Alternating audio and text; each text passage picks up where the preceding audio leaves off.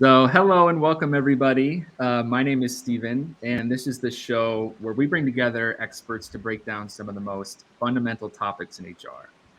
And today we're going to be discussing the cost of living adjustments. And we have four amazing panelists with us today. Everybody say hi. I'm going to go ahead and introduce each of you. We've got Natalie Vanina with us, who is an HR director. We've got Cynthia Ott, who's a global HR project manager in the tech industry. We've got Phil Rom, who's the founder and chief human capital strategist at Elite HR. And last but not least, we have Chief People Officer Sheila Azari. So glad to have all four of you here. This is going to be a fantastic conversation. There's just so much knowledge packed into this call right now. Um, Cost of living adjustments. That's our topic. Let's start off with a basic adjustment or definition, so people on who are listening can really follow along and know what we're talking about here. And I want to toss this one over to you, Cynthia. What is a Awesome. cost of living adjustment? Well, a cost of living adjustment, or COLA, as we know it, basically it's a method to increase wages to keep up with inflation. So usually the metric that you use for that is the Consumer Price Index. And that's an objective measure that helps us estimate how much additional money that we need to provide to help our employees maintain their standard of living over time. Yeah. Well, Cynthia, you started to bring up a lot of interesting concepts that I think we're going to go into a little bit later, how to calculate and all this stuff. Before we get too deep in, we have this baseline definition, but is this really something that companies should be doing? Should they really be doing this? And we'll go around, we'll talk about how often or how not to be doing it. But I personally don't see this happening very often. So I'd love to hear the opinions of Phil, Sheila, and Natalie on this. This is kind of a hot topic right now, honestly. Should companies be doing cost of living adjustments? First to you, Phil. I don't know if that's the right question. I think to whom should they be doing cost of living increases may be a better way of putting it. I think those at the lower wage scales right now in a high inflationary environment probably need a cost of living increase to stay at a living or above a living wage. And, when you're looking at gas shooting up 12, 15% in a year, that's a whole nother tax to commute to work. And so I think from that standpoint, the answer would be they should probably need it. And I would understand that a company having a COLA program at the lower wage groups. Do they need one every year at the higher earner wage groups, or those that are working remote and don't have a commute or need to purchase lunch or can find other ways to mitigate some of the cost of living increases? I would say maybe not. There may be other ways to provide increases. Yeah, that's great. Sheila, let's go over to you. Anything you'd add to that? What would you take into consideration? And somebody listening to this thinking, should I try to take on a program like this in my company? Yeah, so my opinion, in my humble opinion, I actually differ a little bit from Phil. I'm a firm believer that inflation obviously affects all of us, irrespective of where we're at with compensation. In fact, in my opinion, those of us who are in a higher income bracket oftentimes have more, obviously, assets. We have more, you know, payments that we have to make, let's say on additional properties that we own or higher end cars that consume more gasoline. So I generally, when I take cost of living adjustments, I apply them to the entire organization. I don't look at it as a, bottom rung or middle management or C-level type of program. Yeah.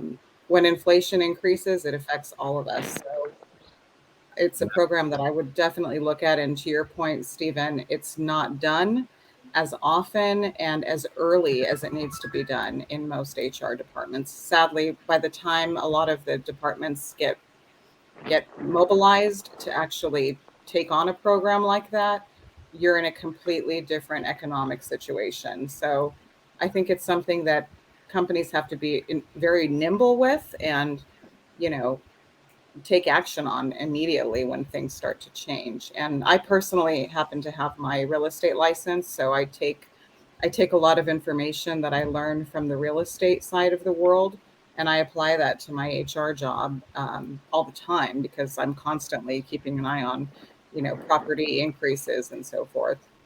Yeah. Well, I love that we have already some differing opinions here. I think it already shows how difficult this topic can be sometimes. Yeah. I Go will ahead. agree with Sheila that the earlier the better. If you are going to do one, or at least start the conversation, if you're looking at it now, you're already behind the eight ball, and your employees are already hurting. Yeah. Where I will differ, and I have already, is the impact, right? So if you're looking at a cost of living increase, 6, 7, 8%. If someone earning 15, 18, $19 an hour is so much bigger than someone earning $200,000, $300,000. So, I think that, from that standpoint, it's that's where I prefer the focus there, versus you can provide other metrics at someone at the higher wage levels to get increases and stay above the curve. Yeah. Well, let's get Natalie and Cynthia in on this too. We've got a universal approach to cost of living adjustments. We've got kind of a more piecemeal, very selective way of going about it. Natalie, I'd love to hear your thoughts on this. Who should this be done to, if anyone at all, and then Cynthia as well. Thank you. Well, it's never universal, unfortunately. It will very dependent on the industry, on the category of employees, and Phil made a great point that we should first of all address the most impacted category of lower paid employees, not salaried, but hourly employees. So, it doesn't mean we have to inflate salaries immediately. We can address cost of living changes through, uplifts or bonuses or allowances to recognize that the situation may change. So as HR, we hate to ruin our salary structure to inflate salaries. So I'm an advocate of more flexible approach of doing it through allowances, variable pay, and clear communication that this is to compensate you for this and that, and it's not a guaranteed. It's not a part of your compensation. It's not your salary. So this is how the company recognizes the situation, the market situation, and this is how the company is helping you here now. Yeah. Great insight there. Cynthia, what would you add to all this?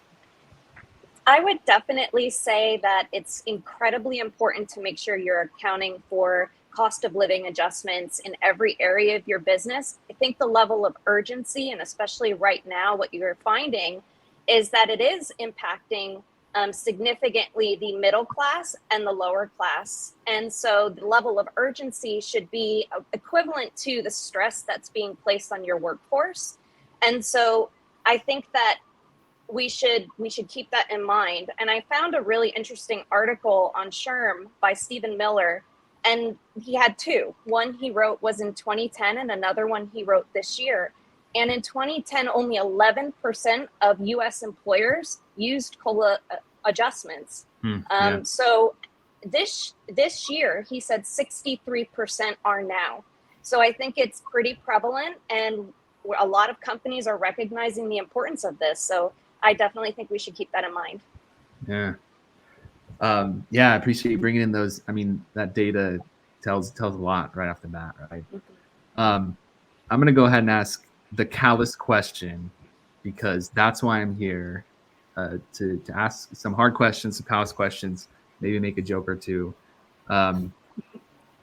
Why do we care, right? What can't we just write it out, right? Because maybe it'll go back to the 2010 stat you say, and companies will stop offering it again. Should HR really care? I mean, it's business, right? And they're just going to eat the cost. Phil, let's turn it over to you first on this one. Yeah. we care because these are people. I mean, first and foremost, these are families, these are people, these are individuals, these are lives, and you can't play with people's lives in that regard. Whether you think someone earning 200 should get it, or whether you think someone earning 15 or 18 should get it, dollars an hour should get it, that's a matter of degree. These are people's lives, and you really need to keep that in mind. And as HR, that's part of our job is to be the company conscious in some regards. I would say it's important because these are your lives, and then there's always the business aspect. You want to attract and retain your talent, and if they can't provide for their lives and their families and and so on, they're going to go somewhere else that will help them provide for their lives and families. So people first, always do the right thing, and second thing is there's the business tieback would be the way I would look at that. I see a lot of nods. Anyone want to jump in and share additional or other thoughts on that? Yeah, I mean, I rolled out, just as an aside, I rolled out my first telework program in 2001 when I was with Baxter Bioscience, and watching it happen and watching it kind of this whole remote work world kind of being forced on people during the pandemic, I was almost amused by it, because when we rolled it out, I mean, people had already started. It had nothing to do with COVID.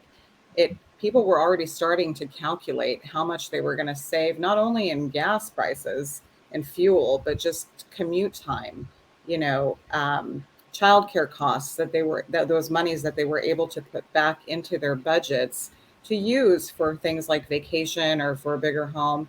So we're talking about it right now because of the inflation issue, but frankly, it's something that I think we need to look at all the time.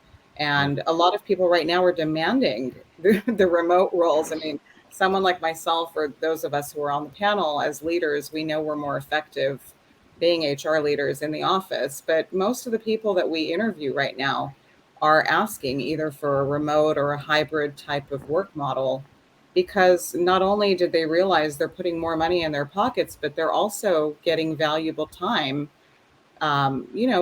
I hate to say it, but to even wash the dishes in the sink during a 10-minute break. Something even as small as that is starting to matter to people so much, because they didn't have that prior to the pandemic. So to answer your question, I mean, cost of living adjustments, I think, do need to be looked at anytime there is movement in the economy. But I do think that generally, even if we didn't have the issue of inflation right now, I think people are wanting to go to more remote standards of living, simply because they're saving so much money. Yeah. And so it sounds like it's just one of those benefits really that maybe could even help you stand out as an employer, well beyond the tough times. Absolutely. And I think that, when we look at like what we spend on a brick and mortar office, an office building, those monies that are saved by going remote, obviously you can repurpose those funds for your staff when you do have to make those adjustments. And it doesn't have to be something, I feel like sometimes in HR, we over-engineer everything, but you can respond to it immediately just by giving your staff Visa gift cards, let's say, for gas, while you're trying to create, your program in-house in your department. You have to be able to stop the bleeding, as I like to call it. If people are already feeling their wallets being pinched, as an organization, I think it is our responsibility to kind of, bandage that wound as soon as we can, even if it's a temporary fix. Yeah. Yeah. Well, I feel like we've done a good job now between all of you in establishing the why behind this, right? Like the people aspect, just being a good human, but also there's a business case to be had. I think maybe the people listening now are ready to consider that at their own org. And so I want to start to move more into how, and start to give some more concrete ideas about how to actually go about this. So I want to turn this next question over to you, Cynthia, and then Natalie, if you could weigh in as well. Let me put it this way. how often should these adjustments be made, right? Because especially in times like ours, like, gas just went up in the past few months, and maybe you have an annual program for COLA. Are you waiting till the end of the year to give that adjustment? Are you looking at this every quarter, every month? Is there some other factor you should be looking at to determine how often to make these adjustments? What are your thoughts on that, Cynthia? So one thing that stands out to me is customarily these types of processes happen annually, right? You already project what you're going to spend on salaries each year. And so usually that's accounted for in your forecasting. And so you really try to have an annual process. But if you find yourself mid-year, right now inflation is, what was it so far this year? Like 9% or higher. And I think that if you get to a point where it's so significant and there's hemorrhaging, I think immediate action would probably be necessary. And then making that adjustment again, maybe in January 1 or whenever the next cycle would be for the beginning of that process. That would be my recommendation. Mm-hmm. Yeah, great thoughts there. Natalie, what would you add on that, on the frequency or the timing? Yeah, it's so different now. 10 years ago, I would be comfortable saying that no need for COLA adjustment, just embedded into your merit increase, into your annual performance increase, because you have to look at the salary survey results and make sure that you are competitive. So you will have the COLA factor already in your metrics. But now I completely agree with Cynthia. So the world is changing so fast, and we should be prepared for more, drastic and quick action to prevent bleeding. Actually, not to wait till people start bleeding and they start running to the competitive, because the hiring costs are really high. And some industries cannot, have people working remotely. For example, in healthcare, when you have to be on site to attend the patients, we cannot afford it. So we have to accommodate the people, particularly who are commuting between different clinics. And we offer allowances, we offer different perks, gift cards, but we make sure that okay, guys, this is to recognize your extra efforts willing to commute to remote sites, or this is to recognize that you do not have flexi schedule like other employees in the corporate office have. Yeah. So now it's like hybrid approach. You can still embed it into your annual performance cycle and merit increase, performance related increase. But you can also address it through extra funds, and it can be any time that you see the market is moving and you are to lose people. Yeah. Now universal rules again. If I could just throw one caveat though, what we're talking about is a non-union, non-contracted environment, right? If you're in a union environment, your union contract is going to dictate when the process begins, how much, and so on. But if you're in I would just add, if you're in a non-union environment that may be getting close to unionizing, like a Starbucks or an Amazon warehouse and places like that, listen to those people, and then you'll get a chance to react accordingly. So, if one of the complaints and potentially driving unionization is that they're falling too far behind they're in living wages, then that could be an easily addressable point. So, work with your legal counsel and so on that. But, we're clearly defining here as a non-union environment. Yeah. Yeah. And I also just wanted to add, I know, so Phil had made a good point about the lower income echelon of staff. I mean, I have been seeing a lot of property investors who are renting, let's say, apartments, and they own buildings. They are all, at least here in Southern California, a number of them have already increased rents by 9.1%. Exactly. It's almost like a domino effect, right? Yeah. So people start moving out because they panic. They think, oh my gosh, I can't afford the extra $200-300 a month. So it really is our responsibility to be able to move quickly and plug that hole for them the minute that it happens, because it could completely uproot a family and their lives, if we're not keeping an eye on it and making sure that we are in some way, even if we're not able to give them additional compensation or allowances. I mean, to Natalie's point, in healthcare, we're very creative. I mean, we always have rideshare programs. You'll see it, the bigger hospitals, Blue Shield, Kaiser, a lot of the biotech companies have rideshare programs. That doesn't always work for everyone, though.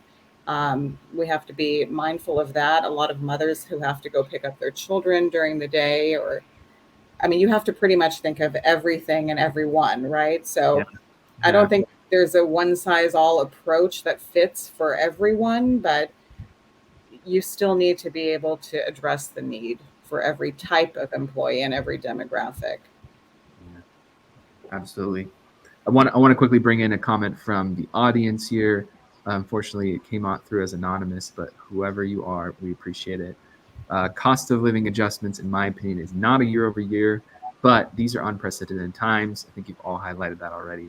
Compared to prior years, also pay transparency and equity is super important to current employees, but also job seekers. The market is competitive.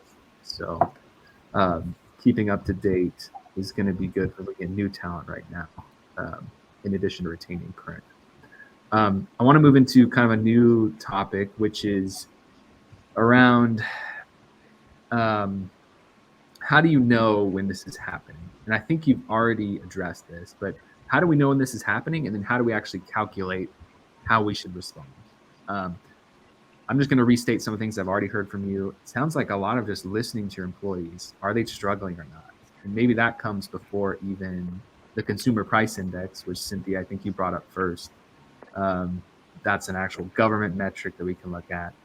And then Sheila, you also brought in real estate, and like there are other kind of just transactional financial world things that you'll probably just notice and be able to apply. So I want to turn this question to Cynthia first. How do you recognize when it's time? And not just when it's time, but how do you start to calculate how much you should respond? So I think that when I say cost of living adjustments are a year over year process, it's that you're reviewing the consumer price index, you're reviewing, some of the consumer price, there's something called the consumer price index inflation calculator as well. I mean, you can utilize that. That's on the Bureau of Labor Statistics website. And there's a lot of other components, right? You've got the Bureau of Economic Analysis, right? You can look at the personal consumption expenditures price index. There's a lot of different tools that are available. And when you go and you look in there and you notice okay, year over year, we're seeing some significant changes that are beyond, maybe if you don't have a standard COLA process, as to what Natalie mentioned, maybe you already have a regular process that's kind of tying in a standard increase and accounting for performance as well. But if you're noticing that maybe inflation is exceeding that budget that you're looking for regular increases, I think at that point you might want to take a look at the cost of living adjustment and take necessary action. Yeah, great. Yeah, I love that you're pointing out the calculators and the sites they can go to as well. How simple can this really be? Is this really just looking at those inflation numbers and then saying, okay, we got to increase salary or wages by 9%? Maybe Natalie, you could speak on this one first, because I know you've done a lot of deep work on salary surveys and deep into compensation analysis. What are your thoughts on that? I partner with the financial department. They have the analytics in place. They do a lot of analysis, and also they help understand where we are in terms of our revenues and KPIs of the company overall. So it also very important to understand the pay structure of your company and where you are now in the market. So, if you work for an employer who target a low market percentile, like, the 25th or just below the midpoint, definitely it's a big problem for you. And cost of living adjustment is something that you must always keep in mind to keep up with the market. But if you're an employer who positions himself at the upper percentiles of the market, well above midpoint, you could wait because you know already that you're above the market and you have some time to catch up, with cost of living. So again, no universal approach. And as HR practitioners, we have a lot of different tools. We have PayScale, Salary.com. We can simply go to Indeed, ZipRecruiter, and LinkedIn and look at what other companies are hiring at. So there is a lot of open data, and it's not a rocket science to understand what is the value of these specialists in the market and how coveted the specialist is. Yeah. Well, Cynthia and Natalie both, I think you've already started to answer this audience question, which is, what are your go-to salary guides or platforms? You both shouted out a few different things along with this question, what are your go-to cost of living insights and calculators? But I want to give a chance to Sheila and Phil as well. Do you have go-to calculators, salary guides, websites that you would like to monitor specifically during this? I mean, I look at I'd also look at your recruiting data. What are your incoming people that you are trying to attract telling you their starting points are? That is a tremendous data point that sometimes gets overlooked. If you're at the 50th percentile and all of a sudden your market has shifted to the 75th percentile because that's what the people you're attracting are telling you that they need to take this job. That is a huge data point that I think adds a lot of things. For me, I don't look at one data source. I like to blend them all together and come out with sort of what the number is. And I include we include the internal numbers as well, so that you kind of come up with where you are. And I like a blended approach. And then I weight it. Do you give the company more weight? Do you give, say, Salary.com more weight? Do you give BLS more weight? What ones do you want to do? But if I could just go back to the previous question for a second, when do I start talking to inflation with customers, owners, and so on? When my own family has trouble buying milk, when stocks and I like to look at the price of milk and bread. Yeah. When bread goes up 40, 50%, and I have a family of 4, I have 2 young kids. When we go through a lot of milk and bread, when those staple items begin to either become hard to get or shoot up 40, 50, 60%, that's when I know we're going to have to start having inflationary COLA conversations. Yeah. So I don't even need a metric. I just use what we commonly need in our house, in your household. Yeah. To start knowing that something is going to start to need to be a conversation. Yeah, absolutely. Yeah, I mean, we're very infancy method. Yeah, we're all employees of the companies too. So I mean, it's we've got skin in the game. We'll notice and we'll appreciate the rollout as well. Sheila, what about you? So, any comments on what Phil said, or also just salary guides, platforms? Where are you getting your data from? Yeah, so I mean, I do use the calculators that Cynthia had alluded to, and I also look at Salary.com and a few others. Like everyone on the panel has been saying, we use a number of sources. One of my favorite sources, though, is the Wealth Report. I usually try to read that on a regular basis and at least see what's coming, right? What's the trend? And that gives me more of a global view as opposed to just the markets that I'm looking at. It kind of tells me what's happening around the world. And to Phil's point, I mean, I happen to be, I'm an American, but my parents are from Iran. So that's a country that has been affected by inflation severely, to the point where, they can't even afford milk and bread or meat. And so my own family has had to make a few trips with 3 suitcases full of clothing and shoes and all kinds of things to go share with my own family there. So I think I'm acutely aware of how much it can affect a household if prices do increase. And with such volatility, I mean, we're we're fortunate here in the US, it doesn't happen as drastically, but when it does, like it is right now, everyone feels the pain, but it could be so much worse. So I guess I'm a little bit more sensitive than most. I don't want any of the staff that I'm supporting to feel that pinch. And so I'm constantly keeping an eye on, where things are at and where things are going. Yeah. Sounds like just maintaining that empathy is really healthy for just doing your job right. That is I was just going to say, that is our job. So That is the job. to Phil's point, I mean, it runs through our minds every day with everything, with paying for gas, for paying for groceries, paying for insurance. I mean, everywhere. If you look at what's happening, you have to keep a tab on what's happening in every facet of life that requires some kind of investment. Yeah. And make sure that your employees are able to continue affording their standard of living. Yeah.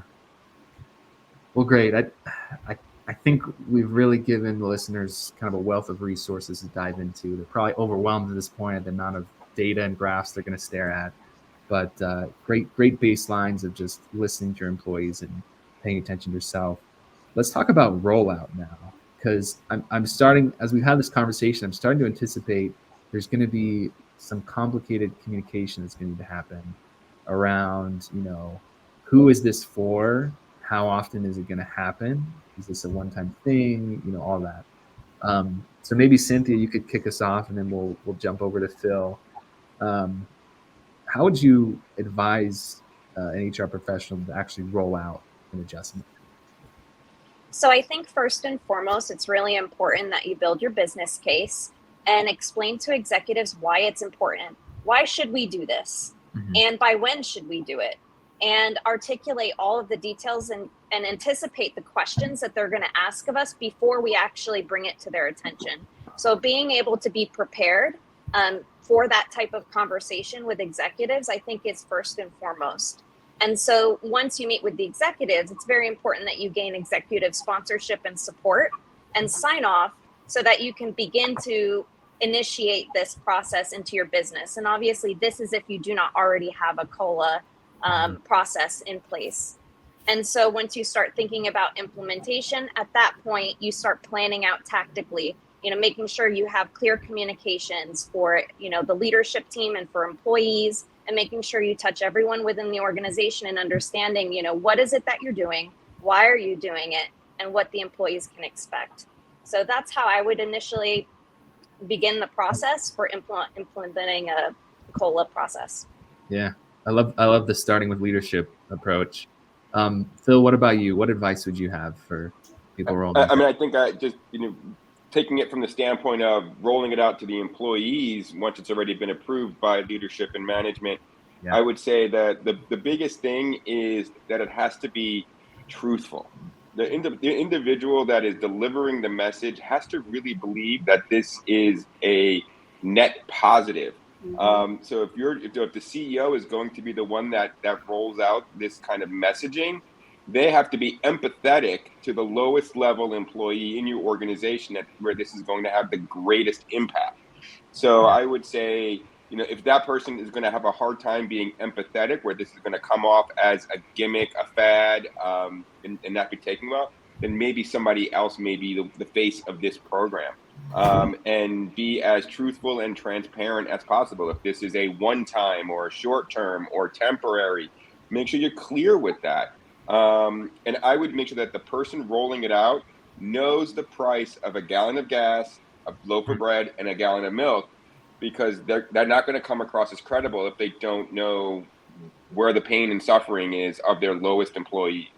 If you've got the CEO that never goes shopping and fills their tank up, they're going to come across as fake and phony. Yeah. So I would say that would be some tips and advice. Yeah. Smart. That's an excellent point, Phil.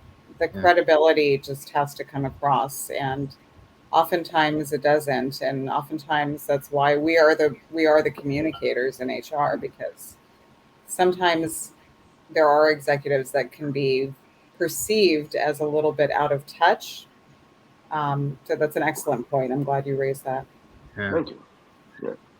I think that's all great advice for the rollout. We just have one more kind of topic to go over together before we kind of close off and let you each have a final thought. And I want to give this one to Natalie to start, because Natalie, I feel like you've already answered this question a little bit. But what alternatives are there to simply raising a percentage or whatever? Because I'm just thinking of the small businesses who are listening, and maybe you're feeling overwhelmed. Like, there's no way. Like, my business, we're not making 9% more profit. So how can we increase everyone's salaries by 9%? Maybe their business is struggling significantly. They've actually gone down, right? And they're thinking of ways, how can I make a meaningful expression and do the best I can in some more creative ways? So Natalie, I'll give this one to you first. Sheila, I know you mentioned also a few other ways, so maybe we'll let you have the other word on this question. Yeah, thank you. The safest way is to set up an uplift or an allowance. Look at the schedule, and it depends on the business, actually. I have never worked for a small business, so I'm afraid I'm not the best expert to give advice for small businesses, but definitely you can be really creative here, and you need to know your employees. If you're in a small business, you know what they value. If they value cash rewards, great. If they value extra day, maybe some help with laundry, gift cards, groceries, it can work. And definitely you need to look at also from taxation perspective, what is taxable for employees and employer, and what benefits and perks could get the employer some tax benefits. So that's why I love working with my financial department to structure the compensation in the most, tax effective way. For it to be a win-win situation. Yeah. But again, so yeah, it's non-cash rewards, extra days. You can be really creative here, but again, it depends on the organization, on the size of the organization, and surveys are great with. Internal surveys, employee surveys are great with, guiding the employers how to tackle that, what is valued, so that employers do not waste the money. Yeah, absolutely. Let's keep the brainstorm going here, Sheila. Let's go over to you next. What are some other creative ways that employers can step in?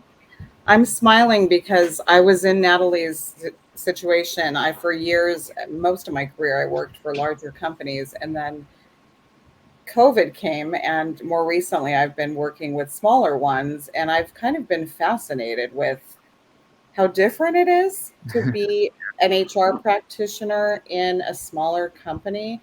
And I'll just share that what we did when times really had gotten desperate, we had to furlough some of our staff in healthcare, and obviously they lost their benefits. They were coming to us saying, I can't even get my unemployment check because the EDD is overwhelmed and they're not responding to my claim. So these people just needed cash. They just needed money to be able to go to the grocery store, to go to the doctor, to pay their rent, to pay their mortgage.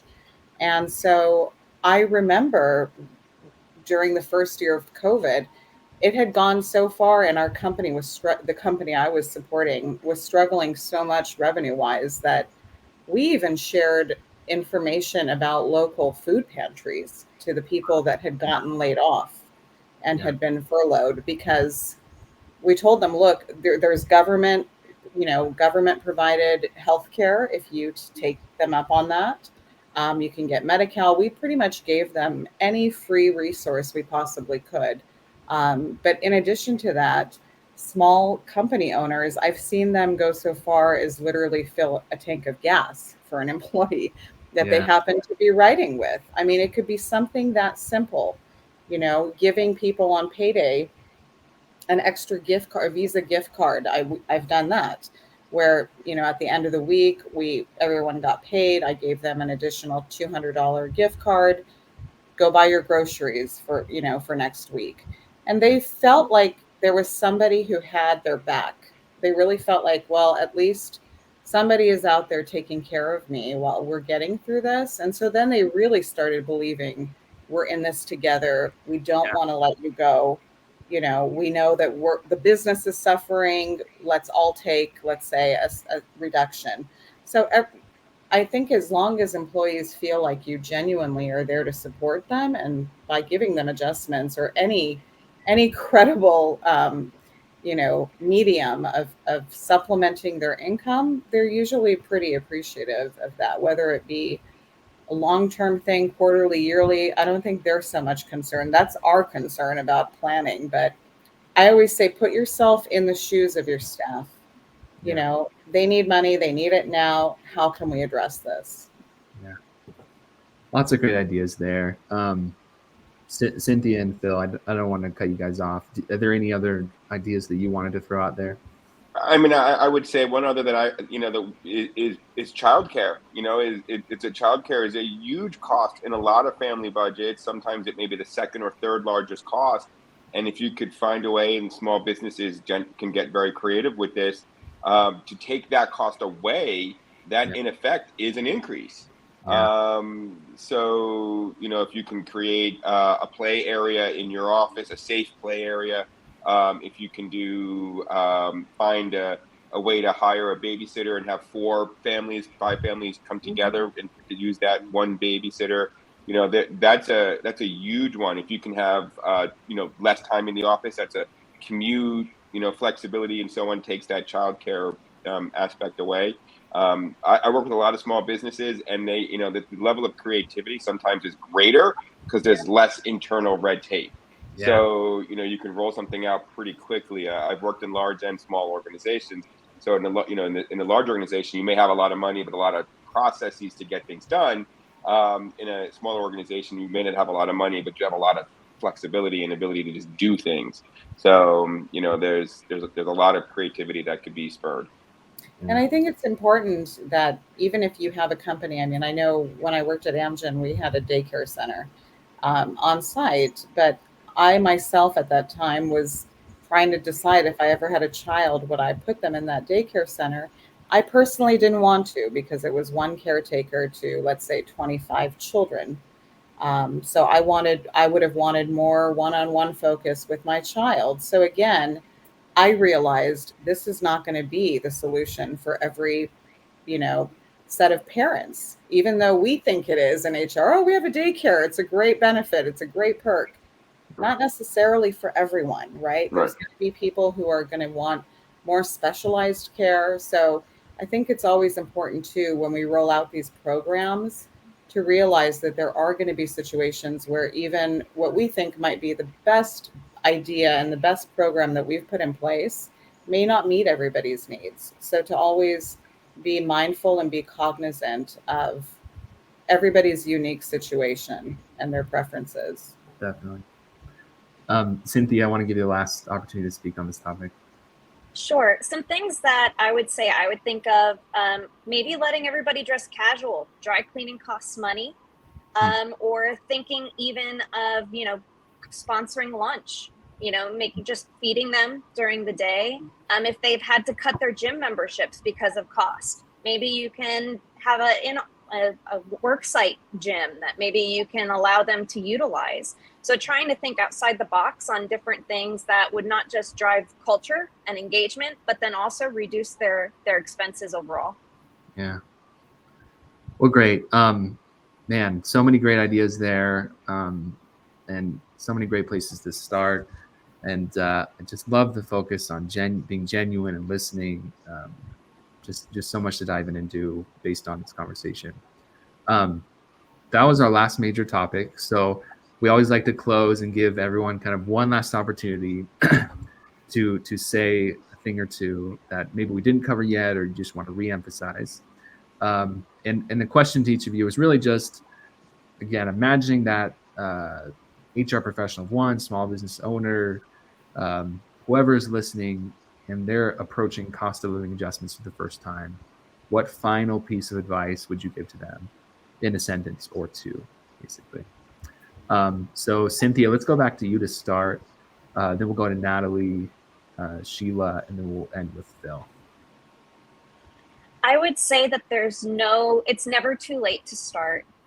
And it may seem overwhelming, but just starting out the process and getting it rolling, I mean, you'll find that it'll roll seamlessly once you go ahead and get started, but you have to go ahead and kick it off at some point.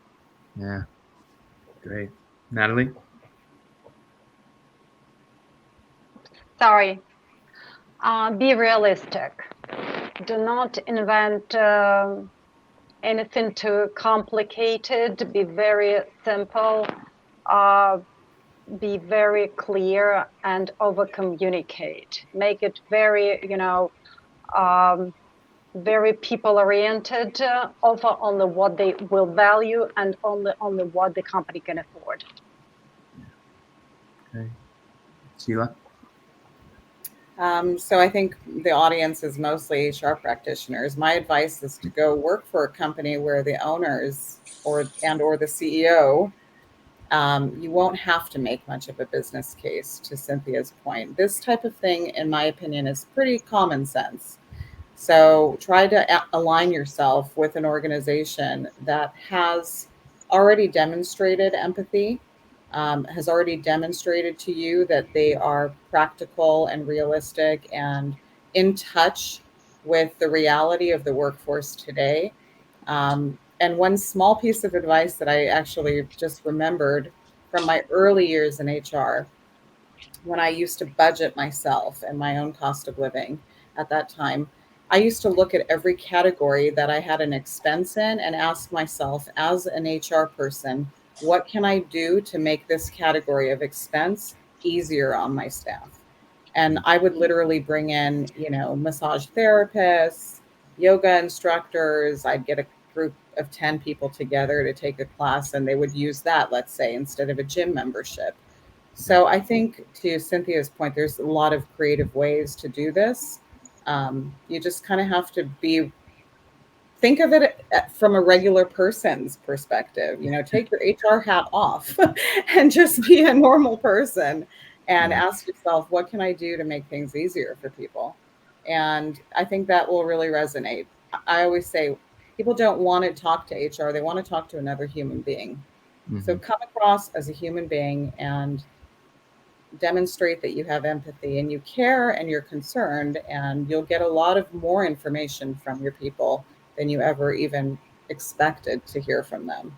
And then you can find solutions to their various struggles. Yeah. Thanks, Sheila. Phil, we'll let you have the last piece of advice on this. Yeah, I mean, these are all great. And I'll just say one thing is, like most things in HR, don't put your head in the sand. It's not going to go away. You can't wish it away. And the more you ignore it, the bigger it will become, right? Yeah. So, like most things in HR, if you try to, just say, this is a one-time thing and it's just going to go away, this is not going to go away. It's not going to go away quickly, and people are suffering. So don't put your head in the sand. Yeah. Well, great. I know I personally have learned so much from you four. I'm sure the people listening and the people who will listen to this in the future will as well. Just so grateful for you for being here. If you're listening or watching right now and you want to learn a little bit more, we do have this article in our encyclopedia about cost of living adjustments. We're actually going to update that article with a lot of the resources that they called out throughout this conversation. So we'll have that all posted there. And honestly, even more than that, just go connect with these four, talk to them. They're really generous, good people, as you can tell, and they know a lot. So connect with them on LinkedIn and reach out, say hi. So thanks everyone for being here today. We hope you have an amazing rest of your day and weekend, and we'll see you around. Bye. Thank you. Thank you. Take care. Great.